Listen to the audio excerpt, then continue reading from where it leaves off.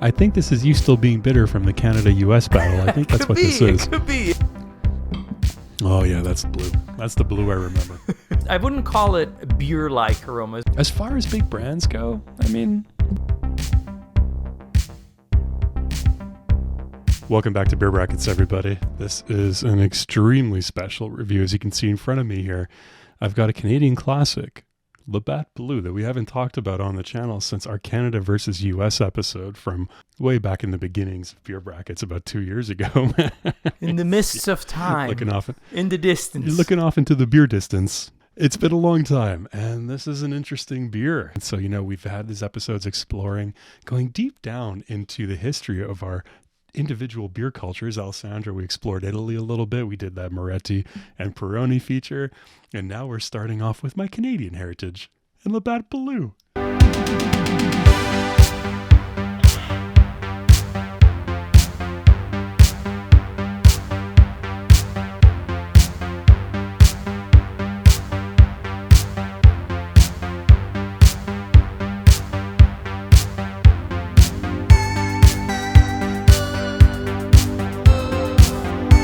Man, this is going to be so much fun. I can't wait, my friend.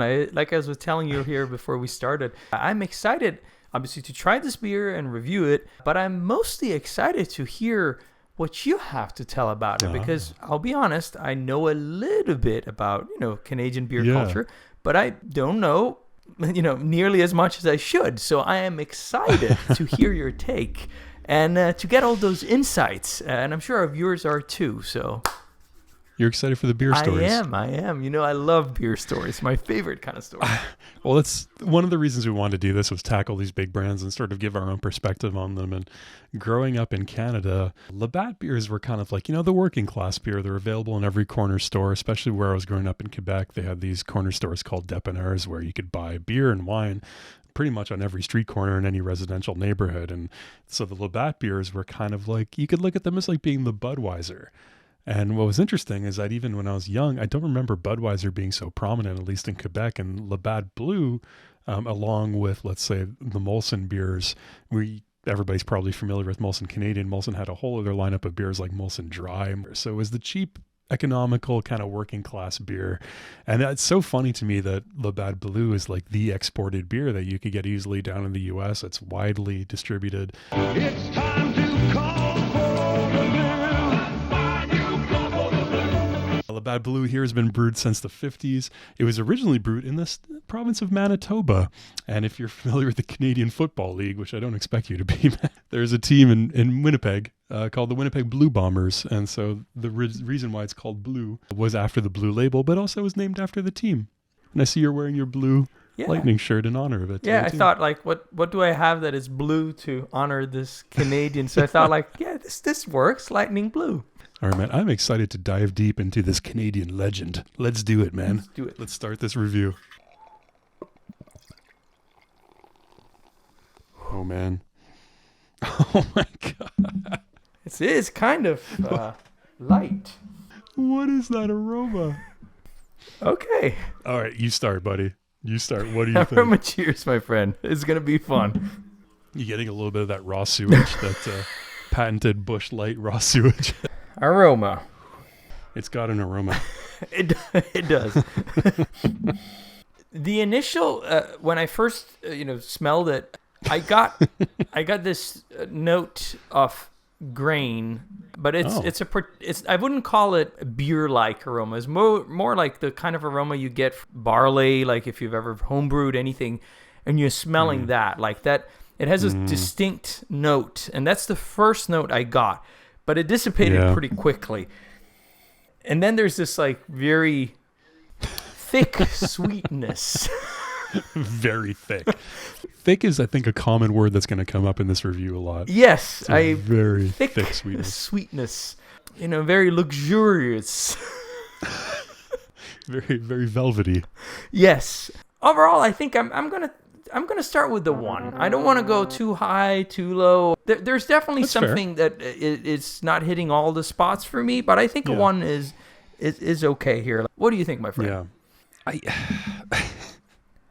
it's funny. I'm not trying to. I'm not trying to take anything away from this beer necessarily, but it's funny, when we first poured it out, I was joking about the raw sewage. I actually did get a whiff of raw sewage when we first poured it out. It really shined through. It really shined through. Right away, right? Yeah, there's a really strong sweetness on the aroma, really strong, like a very, very potent, strong barley smell. I think you really smell barley potently. It's intriguing me. It's making me want to go in and take a sip. I don't know if for the right reasons, although I don't know what the right beer reasons would be to want to go in and take a sip, but I'm intrigued. I'm definitely intrigued. Right? It has its charm. It's calling you with this thickness. It has a certain charm. I think I'm going to start off careful. I'm going to start off with a 1 on 3 as well, but I'm excited to go in and taste this beer again for the first time in a long time. Cheers, buddy. Cheers to you, my friend. Cheers to you. All right, let's dive in. Oh, yeah, that's blue. That's blue. That's the blue I remember. I can almost taste that blue color. Can you taste Canada? I can't, but it's one thing that I always thought was interesting is that it's Labatt Blue, but there's no blue in the Canadian flags. Now you know the Blue Bombers, man. That's what it is. I think that sweetness is one of the most prominent elements that I taste. There is a little bit of a slight bitterness towards the end. The sweetness is the main element, and then everything else just like is a little bit dancing on the side. I do get like a little bit of a sour note. But I will be honest, just judging strictly the taste, I don't find anything unpleasant. I mean, it's there. No. It's very simple. I think I'm going to stay with the 1. What do you think, my friend? Yeah, I'd agree with that, man. There's nothing. I think I was expecting. I remember this beer being a lot harsher. And it might have something to do, again, not drinking it straight out of a bottle like traditionally I would have back in the day when we were drinking some Labatt Blues, actually pouring it out. Yeah. And, people don't necessarily talk about this with beer a lot, but giving beer an opportunity to breathe, as silly as that might sound, we're not talking about wine here. It might sound like we're getting overly fancy, but give it a try. Pour out a beer, give it some time, let it breathe a little bit. It makes a big difference as opposed to drinking it straight out of the bottle or the can. And I think that does wonders for this, from what I remember, as compared to drinking it out of a bottle. Exactly like you said, same thing from the aroma, some sweetness. You really taste some barley there, a little bit of hops. I think I'm going to go a little bit higher, 1.5, just because it's a pleasant surprise. I was expecting something a little harsher, but it's really smooth. It's flavorful. It's very flavorful for a Pilsner, but it's kind of balanced. It's nice, man. I think I'm going to go 1.5. Now we get to the mouthfeel, so we got to do a little refresher here, buddy. Refresher. Yeah, you can smell Canada. It's so funny to me that this is the beer. It's Canada's highest selling beer if you count the exports into the U.S., which is just fascinating to me that this is the one that caught on. So let me ask you this, I will get to the score here in a second, but how does that make you feel, like as a Canadian, that's the representation of Canada in a lot of countries? Anybody who watches the channel, that we're not beer snobs. I mean, we've tried a lot of different beers on this channel. We've tried the highest rated beers in the world. A lot of them. We've tried some of the lowest rated beers. I mean, we try everything. So I think, I can tell that this is, not the best beer in the world, but it has its place, man. Apparently people like it. If it's one of the highest selling beers, people do enjoy it for what it is. How does it make me feel? I don't want to be that guy that's like, I can name so many other breweries, smaller breweries that make obviously much better beer, and like that would be a much better representative of Canada. But as far as big brands go, I mean, I don't know. It is what it is. I hate to think that people drink this and necessarily think this is Canadian beer, but I guess it is. If it's the highest selling, I guess this is Canadian beer. But it does have a unique character, I will say. Like, it does, right? Comparing it to others, like even here in the U.S., I don't know if it's just like the people I've been hanging out with, but especially when you go at hockey games, it's almost like a tradition having a Canadian beer. And this Labatt Blue is or Molson, usually one of the two, but a lot of people like go for that. Yeah. So cheers to that. Cheers to that, buddy. What do you think of the mouthfeel? So the mouthfeel is actually very surprising to me. For what I remembered, and again, like it might have to do with the way that we poured it and etc. But it's way less sticky and oily than I would have expected. Yes. From the aroma, 100%. Just judging from the aroma, I would have expected this like luscious, like almost like luxurious sweetness coating your palate, and the carbonation helps a lot. And you see, like it's not like highly carbonated, but it's just enough to make that, experience pleasant. I think I'm going to stay with a 1. I don't think I'm wowed by it, but I think that the surprise, again, like the surprise effect it's what's making the difference here. I'm actually really enjoying the mouthfeel. I think it's one of the more enjoyable parts of this beer. It's really nicely carbonated, and the carbonation stays. I know we did a refresher, but even before we did, even having it poured out for a good 10, 15 minutes like we have, it's still got a nice little carbonation kick when you take a sip of it. Very bubbly, lots of little effervescent, tiny little bubbles. It's really nice. And like I agree 100%. You would think it would be a little bit more oily than it is and sticky, but it's not. It's actually really refreshing. I'm liking this mouthfeel. I think as far as Pilsners go, I'm going to stick with 1.5. But now we get to the finish, man. The finish of Labatt Blue. So the finish, as always, it's always so interesting describing it. It has like that sweet presence. It fades a little bit more in the finish. There's a little bit of hop presence, bitterness. I don't find a lot else. Like there are some slight sour notes. That's the best way I can pinpoint. Yeah, I'm not thinking I know what sours, you mean. but I just can see like that for sure. A tiny bit of acidity that lingers. Let's put it that way. Yeah. At the same time, it's also a quick finish, relatively refreshing. I think I'm still staying with the 1. I think for me, so far, the experience has been 1, and I'm sticking with it. What do you think, my friend? You're not being kind to Labatt Blue, man. I might not. I might not be. You know what I think this is? I think this is you still being bitter from the Canada-US battle. I think that's what this is. It could be. I think you have some leftover anger and resentment that's been carried over for 2 years. But we'll leave it at that. I don't know. That's just a beer theory that I have. It's a beer thought. It's right. I don't know. There's definitely a malty, barley-like aftertaste that sticks around for a long time. You can still taste it 10, 15, 20 seconds later. No hops on the finish, nothing else. It's sort of like that cheap beer sort of aftertaste that's on there.